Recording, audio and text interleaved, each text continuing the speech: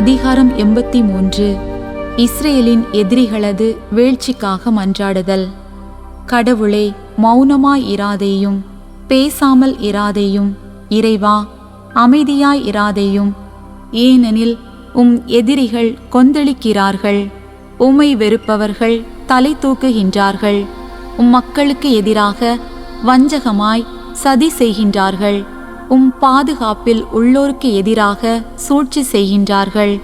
அவர்கள் கூறுகின்றார்கள், வாருங்கள், ஓரினமாக இல்லாதவாறு அவர்களை ஒழித்திடுவோம்.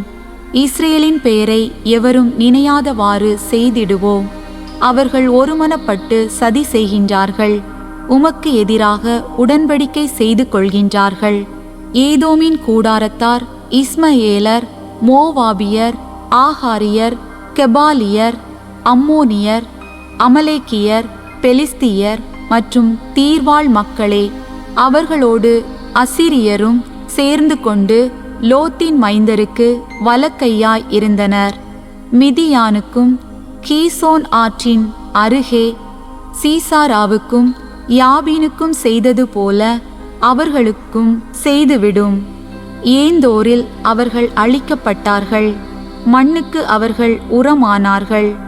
ஓரேபுக்கும் செயேபுக்கும் செய்தது போல் அவர்களின் உயர்குடி மக்களுக்கும் செய்தருளும். செபாவுக்கும் சல்முன்னாவுக்கும் செய்தது போல் அவர்களின் தலைவர்களுக்கும் செய்துவிடும். ஏனெனில் கடவுளின் மேய்ச்சல் நிலத்தை நமக்கு உரிமையாக்கிக் கொள்வோம் என்று அவர்கள் கூறினார்கள். என் இறைவா, சூறாவளியில் புழுதியென, காற்றில் பதரென அவர்களை ஆக்கிவிடும்.